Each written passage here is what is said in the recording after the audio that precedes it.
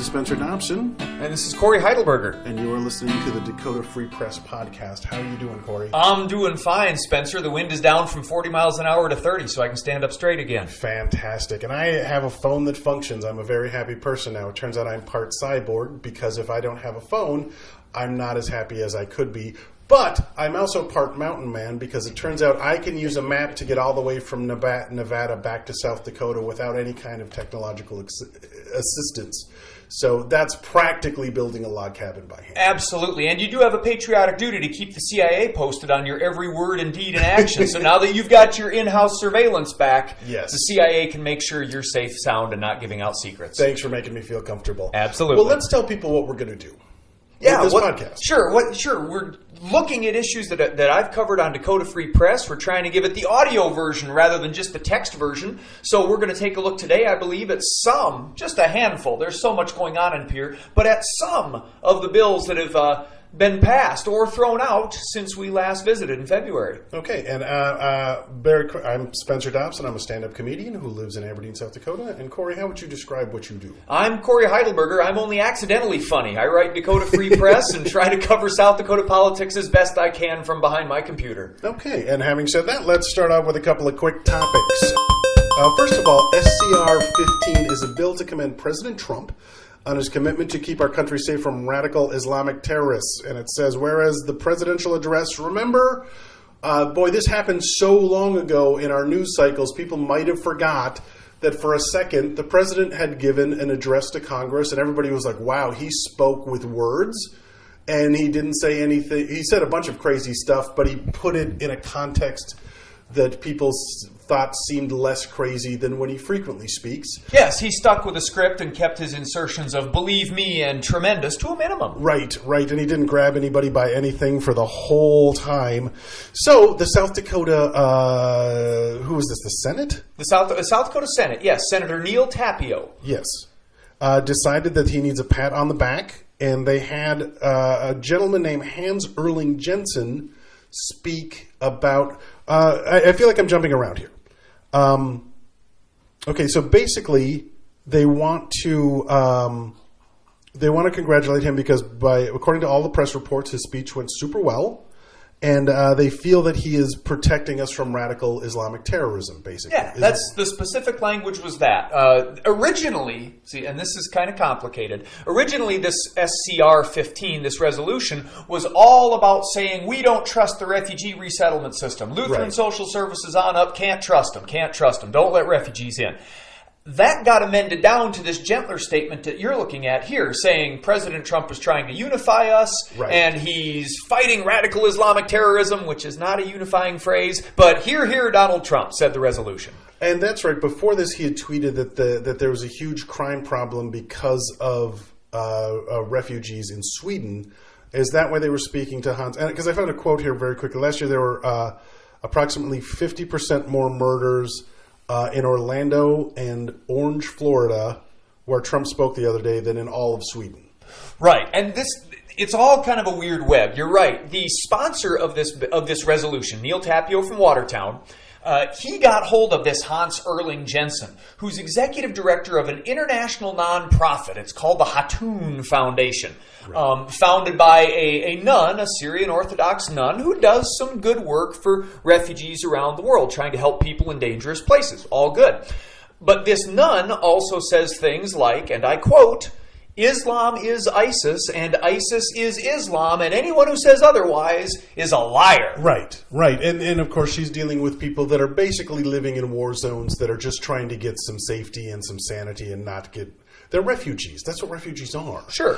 And as has been pointed out many times, we have a really strict screening process for refugees. So anything you're doing to make this more difficult is just piling misery on people that are already having a tough time. Right. And there are refugees in South Dakota who were upset by both the original language of this legislation and even the softer version that just talked about Trump and radical Islamic terrorism. Right. Their efforts do appear to have succeeded, the refugees who protested this, because just yesterday, this resolution came to the Senate. Neil Tapio gave an 8-minute tear-jerking stem winder about freedom and fear, and it's okay to be afraid. He opened with that phrase, it's okay to be afraid. Methinks one doth protest too much. We have nothing to fear but everything. Yes, so be afraid, be very afraid. But then, fortunately, he got done with his 8-minute speech, tears welling up in his eyes about what a wonderful, courageous President Trump is, and then a Republican senator moved to table, which is basically a way to say, we're done talking about this, let's kill it and not say another word. And the Senate did vote 20-15 to just put this issue behind them. Good, fantastic. Then let's move on to the next one. SB 80, an act to regulate the use of drones under certain conditions and to provide a penalty therefor. So, the gist of it is, you cannot fly your drone over a prison to deliver things like cakes with files in them and drugs and changes of clothes and cell phones and anything else. And you can't make a super big drone and fly it over a prison and drone people out of the prison. Yes, drone jailbreaks are bad. Don't do it. And all of that, great. That seems like a very reasonable thing to do. Oh, yeah, and there was an example of this cited in the debate in Ohio a couple summers ago. Somebody flew a drone over a prison in Ohio with a packet of heroin on it. Wow. Dropped that in the courtyard, and holy cow, the inmates were like, wow, heroin from heaven, let's go. And there was a riot, basically, in the prison yard. So, I mean, very reasonable to say you don't bring your drone anywhere near the prison. Sure. You know, a great way to quell a heroin riot is heroin, though. If they just have the heroin, they're going to calm right down. So, I'm not trying to tell you how to do your job. However, what you can do, because it's South Dakota, is you can still attach a gun to a drone. Yes, now there was a provision. The gentleman who brought this resolution wanted to include that in there, saying you can't outfit a drone with anything that'll fire projectiles. You can't transport weapons by drones. For some reason, committee struck that provision. They don't dare restrict you from hooking a gun to your drone and firing it airborne by remote control, because what could go wrong? Well, and we will attach a link to the video that you have attached to the story, where there's a guy in Russia who figured out, I think it was an M15 that he attached to a drone, very powerful machine gun, and he shot up a bunch of mannequins, but he's doing some serious damage. And and I didn't think that'd work. I thought, you hook any firearm, even a pistol. I have another video of a teenager who hooked a handgun to a drone and fired it off. I thought that would, flip the drone or knock it out of the air from the recoil, but nope, the drones can balance for that. So it's apparently easy to weaponize a drone. Yeah, yay technology. So the best way to prevent a bad guy with a drone, of course, is a good guy with a drone. So now we're all going to need flying deaf machines to protect our houses, basically. Well, that's the next step, yes. Well, and I don't know how good we are at tracing the source of radio signals. So let's say I decide I want to rob a bank, or I would never do any of these things, but let's say someone decides that they want to shoot up a school, and now they have a drone with a gun on it. How do you find the guilty party? I mean, are they that good at triangulating radio signals? Are they that quick on it? I mean, because once you turn the transmitter off, basically, that drone is. And I think what you're saying, I mean, listeners in the world out there, I have not thought hard about how to commit crimes and get away with them. But as you bring this up, Spencer, I think to myself, well, this is the same reason the military uses drones. Right. When you use a drone, you can carry out a dangerous mission without putting soldiers in danger. Right. If you want to rob a bank, well, you could walk in there and risk getting shot or arrested, or you could send your drone in with a gun and say, put money in bag, and at least you're out of the line of fire if the crime goes wrong. So, yeah, that's a good point. This will be a great movie. Oh, absolutely. It'd be awesome. However, the reality of it seems pretty terrifying, and it seems like a really terrible idea. Yeah, I guess my thought would be I have trouble thinking of a good reason. Yeah. Or a legal, law-abiding, everyday, practical reason that being able to fire projectiles from my drone is a good idea. Right. It's certainly not open to hunting. I don't think we can hunt deer with drones. And actually shoot them from the drone. I hope not. You shouldn't be able to, because you can't put food in your yard and have deer come in and then shoot them. So this also seems like one of those, you're making it a little too easy. Yeah, if you're a sportsman, you're not a sports robot, you're a sportsman. You should have the gun in your hand and be doing it. So I can't think of offhand a normal everyday reason that I'd want my drone to be able to shoot a weapon. I can only think of nefarious reasons like you are. And they're kind of amazing. Like, if you just let your mind run with it, there's all kinds of really terrible things you could do. Again, they would be amazing in a movie. I would love to watch a villain do that on TV. But it's not TV, it's real life, and it's really a flying death robot. And it really seems like A terrible, terrible idea. And can you imagine people getting drunk and playing with drunk people with guns are scary enough. Drunk people with flying death guns, that's just terrifying. Yeah, well, and I suppose it's kind of like, if you're playing around with a shotgun, okay, don't play around with your shotgun. Right. But if you're playing around with your shotgun, I don't know, shooting traps, shooting beer bottles, whatever, at least you've got your hand on the trigger. Right. If you've got your hand on a remote, and then the remote is controlling the drone, and the Right. drone is pulling the trigger, there's another level of technology that can go wrong. Right. Instead of bumping the trigger, you Sure. bump the switch on your radio control, or the batteries fall out, or you run out of electricity, and you've got a gun falling from the sky. Also a problem. Numerous reasons it seems silly that if we're going to regulate drones, we're not going to regulate putting firearms on drones. Yeah. But hey, that's your South Dakota legislature at work. Well, and in my experience with human beings, so much trouble in life, so many cool and bad things are started with the phrase, want to see something cool? And to be honest with you, a drone with a gun on it sounds really cool. Well, the videos are great. Yeah. Also, driving a Porsche 100 miles an hour down Main Street sounds really cool. Just a terrible idea. Please don't do it. Okay, well, that's interesting. I'm interested to see how this pans out. So let's move on to the next one.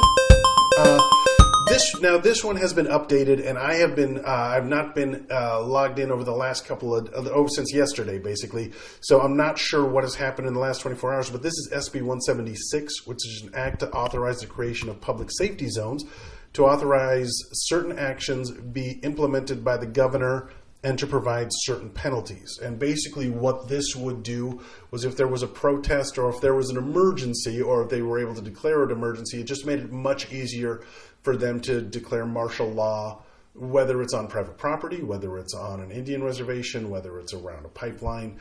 And it basically does a couple of things. It quells your ability to protest, and it makes it really easy to put a lot of people in jail who might not have done anything wrong. And I know you've got some pretty interesting examples of how this could run amok.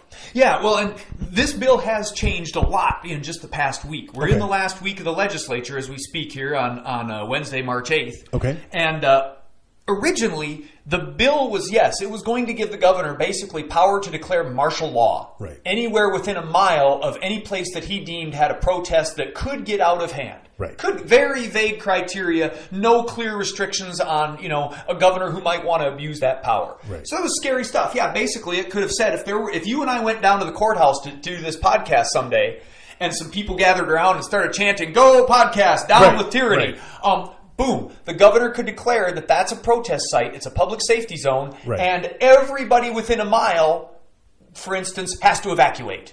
Or has to surrender their house for the governor to put police and troops in to control what's going on. So serious First Amendment, Fifth Amendment, private property, free speech right issues. Fortunately, that got taken out of the bill. Okay. That's out of there. So the public safety zone is gone. It's been pared down to focus on roadways. Okay. So now it's sort of, and I'm not sure about this, why we don't already have laws that say you can't stand in the middle of the road and stop traffic. I think we've got that. Well, Black Lives Matters certainly shut down a couple of cities, and it's a very effective protest. And the point of a protest is to get people's attention and to make life difficult. I do believe it is illegal to stand on a freeway, though, already.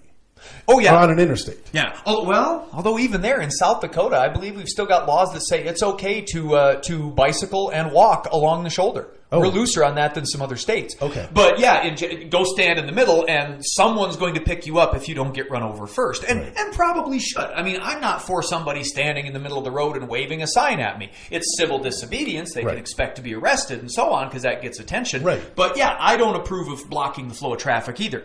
Senate Bill 176, as it's been amended and amended and amended, just strengthens the ability of law enforcement to get anybody who's either in the roadway or even parked in the right-of-way or standing in the ditch, wherever that line is. Maybe it's the fence line, maybe it's a little back from that. So the idea there would be, when Keystone XL starts laying its pipe in West River and protesters come out to, wherever it is, they're going to take a road to get there.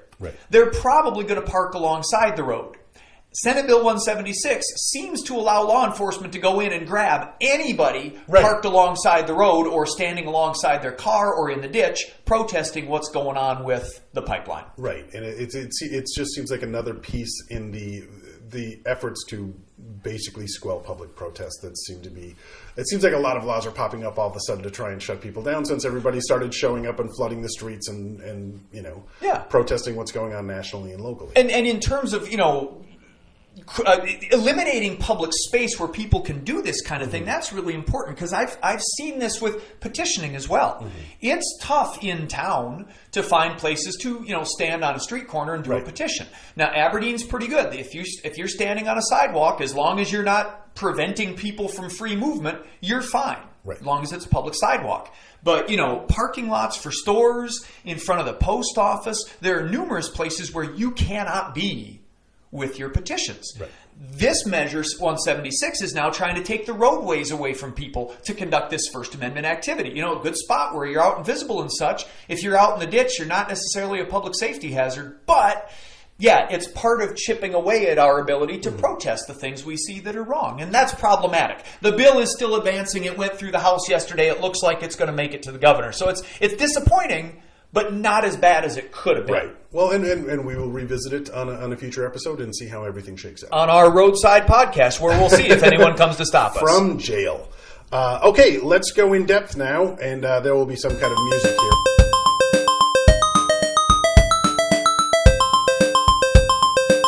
This is SB 95. What it does is it adds cannabidiol. Boy, I heard it. I've heard cannabidiol. Cannabidiol. Okay, cannabidiol to the list of Schedule 4 controlled substances and to exclude it from the definition of marijuana.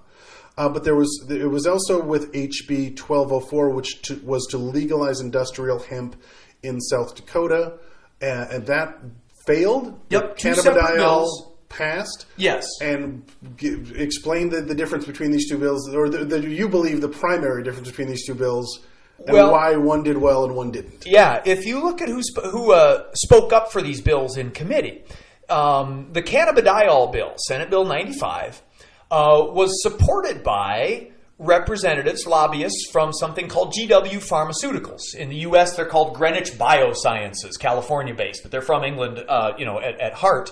And they had 3 lobbyists who came, 1 from South Dakota and 2 from California, to say, yes, we like this. Because GW Pharmaceuticals has a drug called Epidiolex, which is their trademark brand name for their cannabidiol extract, that's going through the FDA approval process. Senate Bill 95 has been written very specifically, not to legalize or, rescheduleize cannabidiol in general, but only cannabidiol as a drug product that's been approved by the FDA. So really, 95 is about saying when Epidiolex, when GW's product gets approved, that's the one that you can use in South Dakota. Right. You can't order Fast Freddy's cannabis oil from another state and have that in your pocket. It has to be the brand name expensive product that GW will give. And their lobbyists said, do it. Our Attorney General sat quietly behind them. No law enforcement testified against it, which they have in the past. Law enforcement has opposed even medical marijuana in South Dakota. This time, since there were corporate lobbyists in the room, Marty Jackley stood down and said nothing.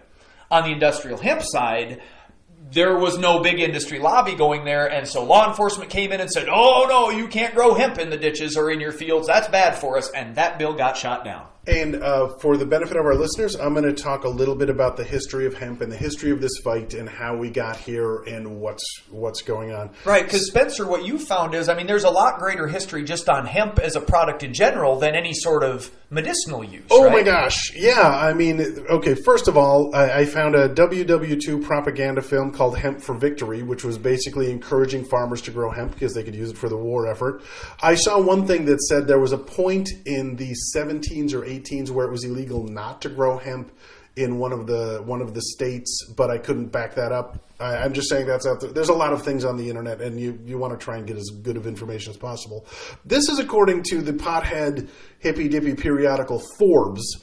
The Declaration of Independence was drafted on hemp paper, and even the finest Bible paper today remains hemp-based, which, again, that really sounds like the argument that stoners would make. Like, look, man, the Bible's printed on hemp, man. But it really is. It's an incredible product that has numerous, almost innumerable. I mean, you can make plastic out of it. You can make food out of it. You can make fuel out of it. You can make rope out of it. You can make paper out of it. You can make cloth out of it, etc., etc., etc. Plywood and fabric. I mean, you could live your life living in, wearing, eating hemp products, from what I understand. Right. And from what I understand, hemp is also very good for the soil, whereas something like corn, which we use to make fuel out of, it really depletes the soil, making it, it kind of fries your land, basically, whereas hemp kind of replenishes it. Now, I've seen some mixed environmental reports. Okay. And then, if you really get into the production of it, you look at all the inputs, water, whatever, there's some debate about just how it stacks up. Sure. But in general, if you're talking about any additional crop to rotate and give your soil a break from corn all the time,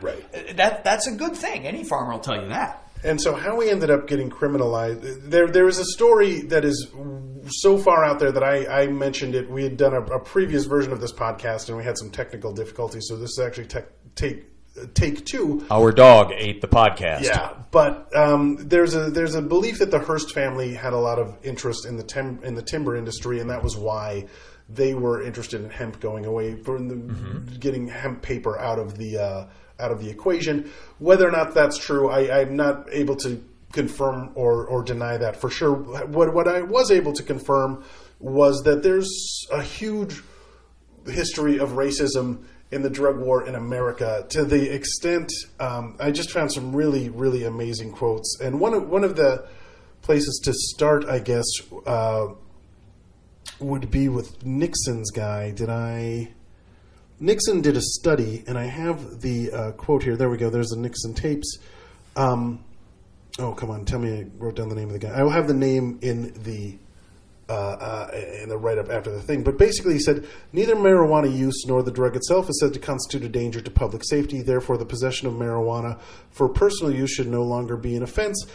Casual distribution of small amounts of marijuana for no remuneration or insignificant remuneration no longer shall be an offense. So that was what they decided after they did the study. But there's also, I put links to the Nixon tapes. You know how he taped everything? And the gist of it is, look, man, we got to get rid of these hippies, and the best way to do it is we're going to make this pot seem bad. But that's in the 70s. Let's go back. Boy, this I believe was in the 30s. Boy, I have to get. I will get better at this, but let me read you this quote. And there's some language in here that is no longer considered exceptional, but I'm quoting directly. There are 100,000 total marijuana smokers in the U.S., and most of them are Negroes, Hispanics, Filipinos, and entertainers. Their satanic music, jazz, and swing result from marijuana use. The marijuana causes white women to seek sexual relation with Negroes. With Negroes, entertainers, and any other, the primary reason to outlaw marijuana is its effect on the degenerate races. Marijuana is an addictive drug which produces in its users insanity, criminality, and death. Reefer makes, and again, this is their words, not mine, reefer makes darkies think they're as good as white men. Marijuana leads to pacifism and communist brainwashing. You smoke a joint, and you are likely to kill your brother. Marijuana is the most violent causing drug in the history of mankind. And I grabbed a link for that. And that guy was in charge of drug policy in like the 20s and 30s. This was a government official. This was a government official, and this was based on... We got some race... Well, what happened was the slaves were freed, and there was after the Spanish-American War, there was an influx of Latinos coming in from Mexico, and they were working cheap, and they needed to figure out a way to kind of keep whitey on top, I guess, basically. And so that's how they used the drug for. In fact, the first drug policies against opium, that was the first one, and I'll give you the link. I can't recall the year by memory, but it was basically Chinese immigrants opium was their favorite drug, so they made it illegal. But there was a version of it that white people were using, and they just kind of went, but that's okay. Wow. Much the way crack. The crack laws versus the cocaine laws in the 80s. If you got busted with crack, which is basically the same drug as cocaine, the penalties were like 3 to 5 times worse, I believe. Wow. I'm still reeling over Satanic and Degenerate. Yeah, the language on that, like, that sounds like a song. That's just, it's insane. So what we're still battling is this idea that a lot of drug war ideology has been in place for years, and it scares people and it makes them uncomfortable, and there are powers that be that benefit from it. Also in my research I thought I'd seen that Colorado had made 3.4 million, but it was actually 1.1 billion. That's a difference. And in marijuana in like 2016, as multiple sources pointed out, that's all money that's not going to drug cartels. That's money that's going back into the state. That's money that's going to education. That's money that's going to roads. That's money that's going to people. It's improving their economy. It's reducing crime. And I mean, you know, the experiment worked as far as I can tell. And so when we're bickering over, you know, again, we'll legalize marijuana when a big corporation will make money off it, is apparently what's happening in South Dakota. And I do want to talk about the drug classifications, because that's really an important part of this whole debate. And again, you can all look this up for yourself.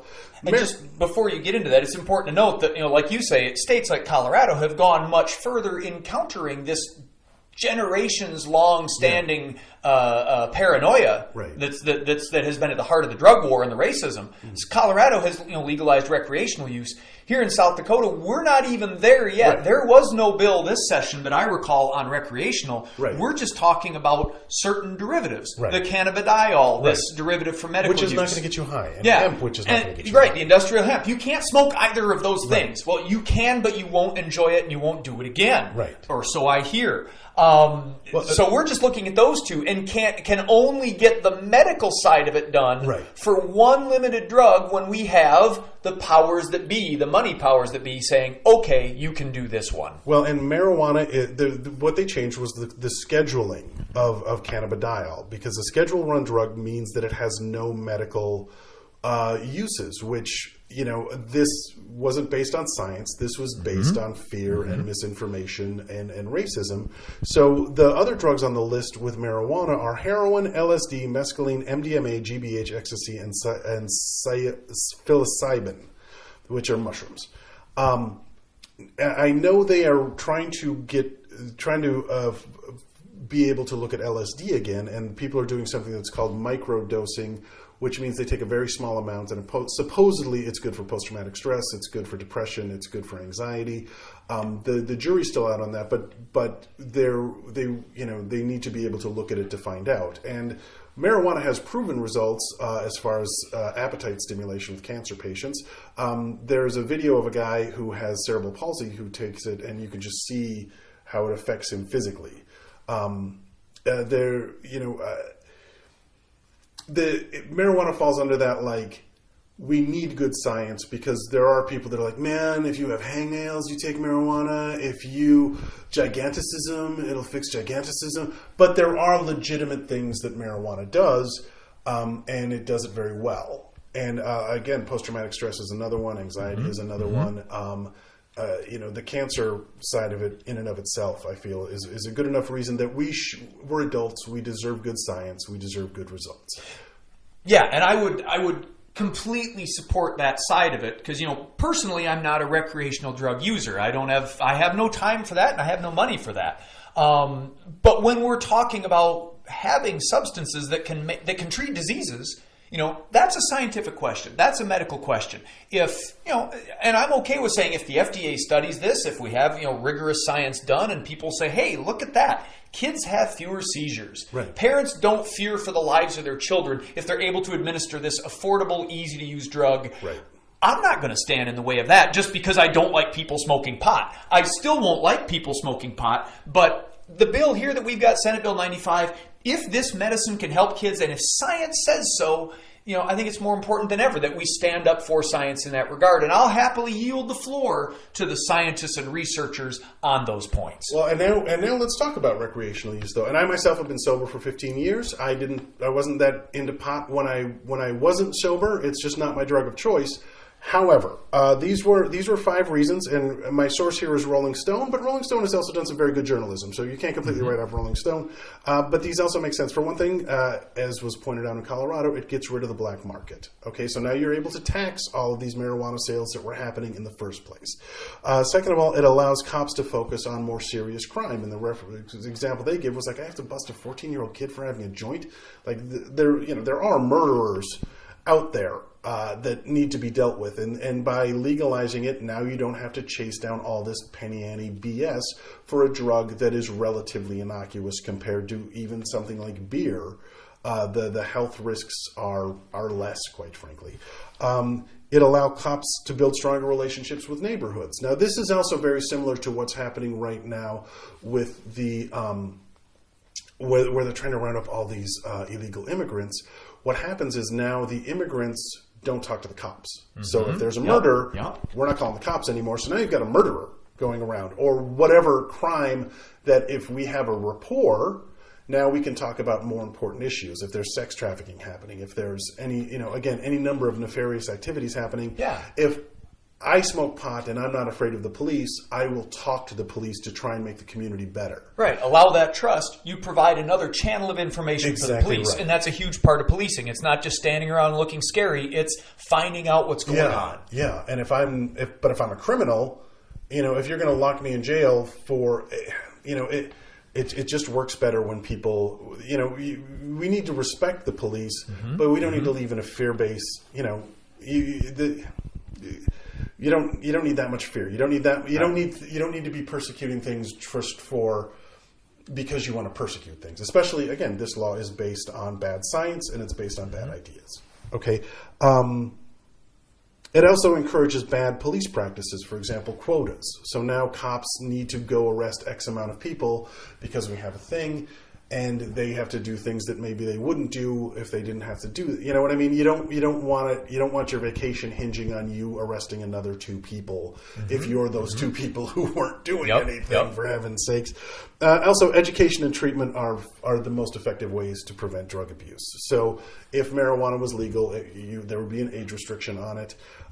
If you buy pot at a pot store, the guy doesn't go, oh, also, I got these pills in if you want to try them, and I got this drug in if you want to try it. It might not be everybody's favorite thing. Alcohol isn't everybody's favorite thing, but Prohibition taught us that by making alcohol legal, we reduce crime. And they pointed out in the story that the day after they legalized crime, Bugsy Siegel is out of business because now he's not running booze anymore. And the same thing happens with drug dealers, or they become legitimate tax-paying members of society who are, making sure their kids have good schools to go to and that the roads are paved, and that, it seems like a silly kind of arbitrary thing to have illegal. When you looked at what is legal and what isn't legal in this country. Sure, and from just a straight cost-benefit analysis, because again, right. Legal or illegal, I have no interest in smoking, heck, not even drinking. I kind of miss Prohibition myself. Sure. Acknowledging, of course, the practical arguments you make about Bugsy Siegel. But practically speaking, I've never been surrounded by a mob of high idiots threatening to beat me up. Right. I've had run-ins with drunk idiots right. who aren't out to do me any good. Right. So just, and that's purely anecdotal, but I think that's an experience for a lot of people. Yeah. We run into a lot more trouble based on people who have too much alcohol in their system than the people who have too much marijuana in their system. And this is completely speculation on my part. I think if you legalize marijuana nationally and everyone in the GOP is forced to try it, it ends right-wing politics, because when you smoke pot, you stop saying greed is good and you start going, we should just make sandwiches for everybody. No, we could do that. No, we'll get peanut butter and we'll go downtown and we'll just feed people. Because this is crazy. I don't need a pool. Well, hang in there. We may get to extend this debate and have it in 2018 because there are ballot measures in the works.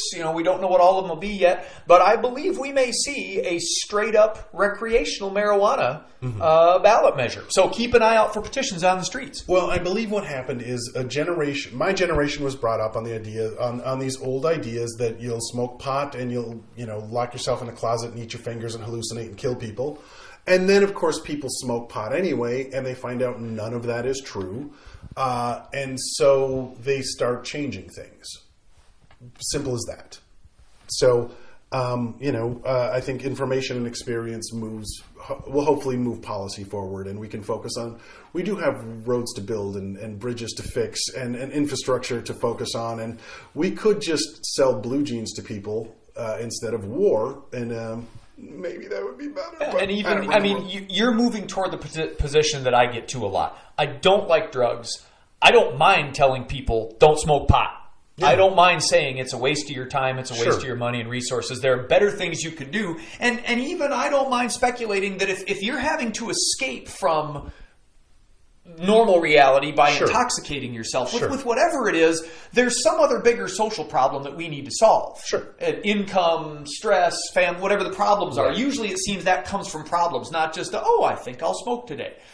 But even that said, given my, and this is, deeply ingrained kind of Sure. anti-drug sentiment I Sure. have, even I am willing to set that sentiment aside and look at what you said, the information we have, the science we have, and the practical impacts of the policies. Because Right. that's what you were talking about, Spencer, Exactly. with Exactly the right. time and the resources that police spend and the impacts it has on people. I'm willing to look at all that and say, yeah, I don't like drugs, and I'm still going to tell people don't do drugs. But from a legislative perspective, I'm willing to entertain the idea that we maybe need to loosen up on those policies and refocus our efforts and our public resources where they'll do the most good. Yeah, we've made a monster out of something that's not a monster, and there are some people who marijuana makes their life better. I'm willing to give that. For myself, chemical solutions don't tend to work out very well for me. But I also, there's people that eat too much cake and it ruins their life. I don't think we should make cake illegal. There's I'm with people you there. there's all kinds of things that we don't need to make illegal. We don't need to spend tons of money on it. We don't need to ruin people's lives because they had a little too much cake. You wouldn't lock somebody up for that. And you know what Spencer, I like that phrase you used. We make a monster out of things that aren't a monster. Yeah. There's a lot of that going around nowadays.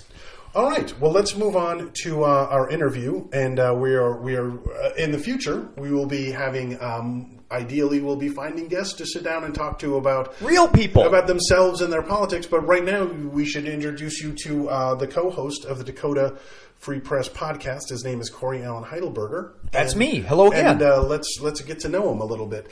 So, Corey, first of all, you're originally from. I'm originally from Madison. Madison, Wisconsin? Madison, South Dakota. South The Dakota. real Madison. Everybody asks that. And it's funny, Madison, South Dakota was named for Madison, Wisconsin. People got in their Conestoga wagons from Madison, Wisconsin, rode across Minnesota, kept going, got to Madison, where there are a couple of lakes, and they looked and went, this kind of reminds us of where we used to be. Sigh. And they called it Madison. So you're New Madison as compared to New England or New Mexico.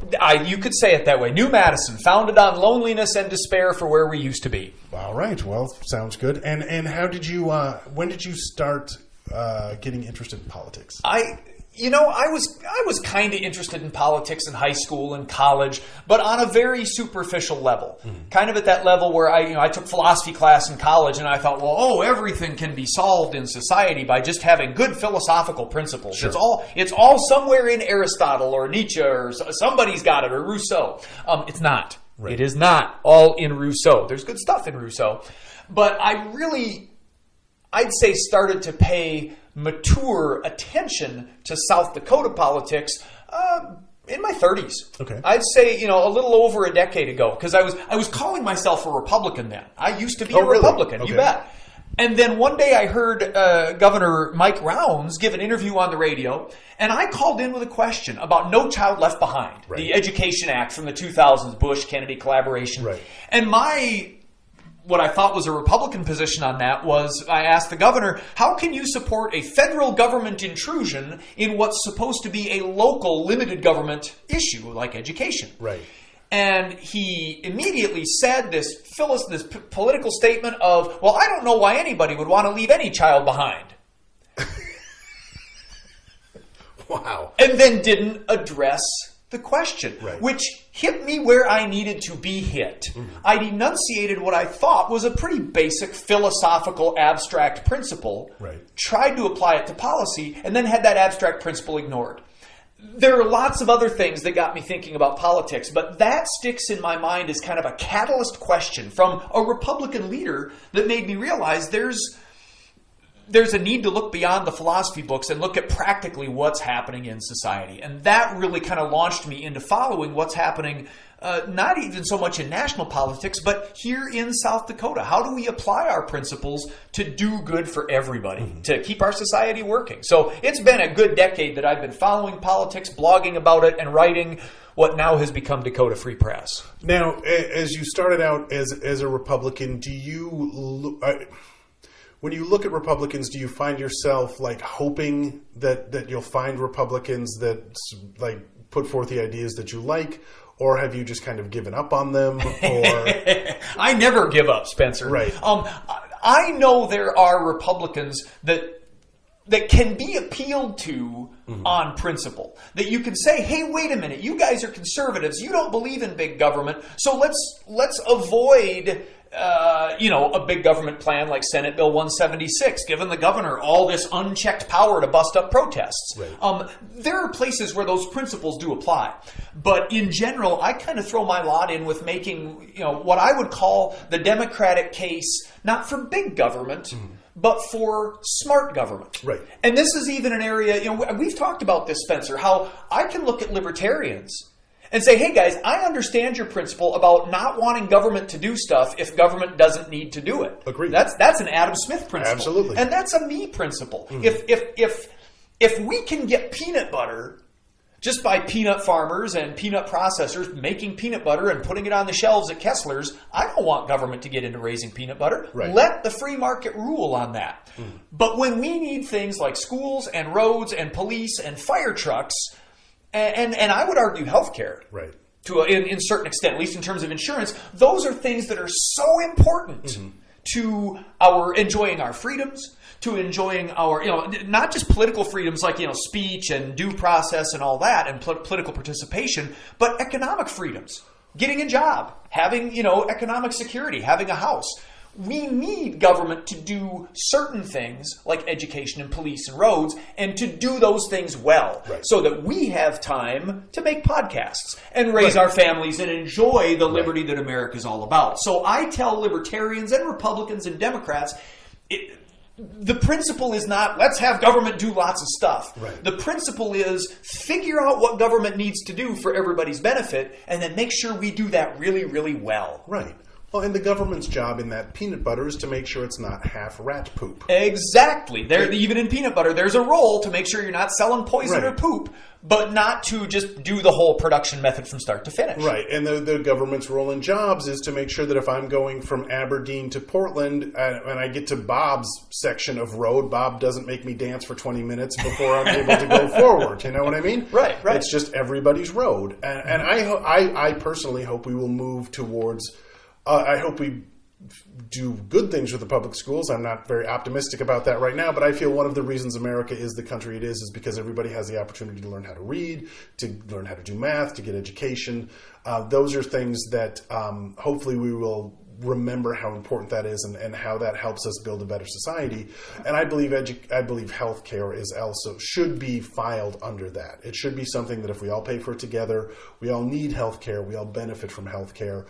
It seems like we would all be better off if we treated it more like a public utility than by something that only people with X amount of dollars should, and this is a long right, but and we're talking about you. So let's get back on track. Me, nuts to me. Let's talk single payer health care. No, which I'm very interested in, but that's not what we're going to... We'll get into that at some point. No problem. I'm sure. So you started a blog in 2005? Yeah, 2005, I thought, well, let's start blogging. Because I wanted to do websites. I'd seen other people do it, and I thought, that's kind of cool. You put your stuff on this internet thing, and people read it, and they yell at you, and it's a lot of fun. Right. So I thought, well, let's do that. And I was going to get a website and do my own coding right down to the HTML. And then my wife said, well, have you tried Blogspot? Right. I'm like, what's that? And I look at it, it's this software that basically you just type and it does all the formatting. And I was like, well, this is fun. So I started with that. And then around kind of December 2006, I kind of decided this is important and useful and instructive for me and a lot of fun. I'm going to do this every day. Because prior to that, I'd written a journal. I've always liked writing. And so every morning I'd get up, roll out of bed, first thing, grab a notebook and write for 15 minutes. I'd muse on the sunrise and my feelings and the dog and the pheasants cooing in the distance or whatever, the noise they make. Sure. Sorry, that was a turkey.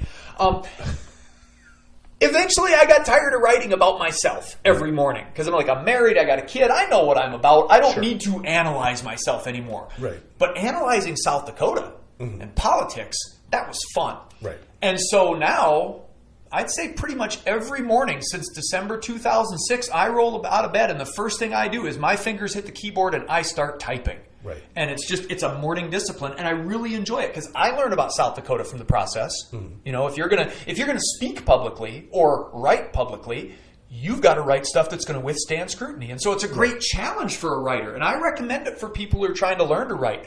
Blogging is a great way to get better at writing because you check your sources, you polish what you're doing, and then you submit it for instant review and criticism to a public who's more than happy to point out when you've made a mistake. If you could sum up your journalistic ethics, I guess, in a word or two, what are you shooting for? Tell the truth. There you go. I can do it in 3. If you don't tell, I have no other currency. Right. I have no money. I got some, but it buys groceries. I have no influence or power or place of privilege in society. Mm-hmm. So all I have is my integrity. Mm-hmm. If every day all I do is say truthful things, true things, then I'm fine.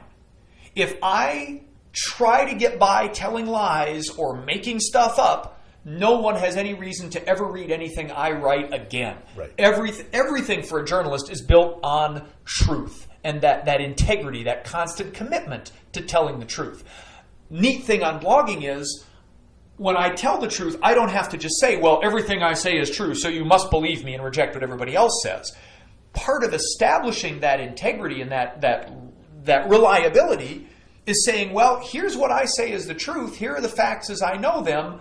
See for yourself. Right. And that's one of the reasons that I was excited to do this podcast with you, was because having read the Dakota Free Press, you link everything generally to the South Dakota State website so people can read bills for themselves. Mm-hmm. They can find out where you're getting the language. I feel like you're very fair. I mean, I feel like you take shots when shots are worth taking. But I also feel like you do a really good job of presenting people with information so they know you're not just pulling stuff out of thin air. Thank you, Spencer. And that's exactly it. And that's what I mean. The technology we have now with blogging, with internet, social media, is we can say stuff, we can offer our opinions, but then we can offer a boundless amount of resources to say, and this is the information that backs me up. Right. Now whether you're citing Breitbart or Fox or MSNBC, or whether you're linking straight to a bill and saying this is what the text of the bill says, there are important choices to make. Right. And better choices we can make about what we use to justify or support what we're saying. Mm-hmm. And that's the same thing we teach kids in debate class or speech class in high school. But for me, telling the truth is the mission statement. Right. Showing people the information we use to figure out the truth, that's a necessary component of fulfilling that mission. Provide that information to show not only that, yes, I've read stuff so I know what I'm talking about, but to say to other people, here, you read it. You make up your mind. Right, Maybe you'll come to a different conclusion, but you will have had a chance to read the same stuff I have, and we'll talk about it, and we'll try to come to a common understanding. Those sources that you see are vital, I would say, to any journalism, online or offline. Absolutely. All right. I think we're good. Let's say people have a question for you. Let's say they want to discuss something, or they have something to add to the discussion we've already had, or they want us to talk about something in the future. How can they get a hold of the Dakota Free Press podcast? Sure, Spencer. If folks have questions for us, and listeners, if you'd like to ask me or Spencer a question, easiest way is shoot me an email at Cory, that's CORY, at DakotaFreePress.com. That's the easiest way. If you go to DakotaFreePress.com, there's also a contact form there right at the top. Hit contact, boom, you can send something through that form. Plus, we've got a Facebook channel. This podcast will be on there. You can hit it that way. You can comment on the podcast itself on SoundCloud. That's where we'll post these. And just for information overload's sake, every podcast we do, I will have a post up on Dakota Free Press about it. And so if you access that, if you're accessing us now through DakotaFreePress.com, just go down to the comment section. Leave us a message there. There are multiple ways to get a hold of us, and we're happy to take questions. That's even something we may incorporate as we get this podcast going into future iterations. Have ask the podcast question and answer session, and we'd love to hear your input. And let's say people wanted to go hang out with a bunch of progressives and have a couple of drinks or just have a soda and just talk about politics and feel some community. Is there a way they could do that? There are. Now this depends on where you're listening to us. If you're off in some far-flung locale like New York or San Francisco, you probably already have those places. But here in South Dakota, in Aberdeen, where we're recording this podcast today, on Fridays from 5 to 7 p.m., we have what's called a progressive happy hour. It happens 5 to 7 p.m., Friday afternoons, Friday evening, at the Ward, downtown in Aberdeen, up on right almost to the railroad tracks, just a block south from there. The Ward Hotel, the bar there, 5 to 7 on Main Street every Friday. In Sioux Falls, there's something called Drinking Liberally. Oh. And this is an event held by a group of mostly Democrats, but anybody's welcome as long as you don't throw punches. That's held at the 41 Tap House. That's on 41st Street. That also happens on Friday afternoons, Friday evening, 5 to 7. So there are a couple of opportunities. There are other groups in South Dakota. If you know of events like that, let me know. I'm happy to put that on Dakota Free Press so people can get together and have good conversations about things that matter here in South Dakota. All right. I think we have an episode in the can.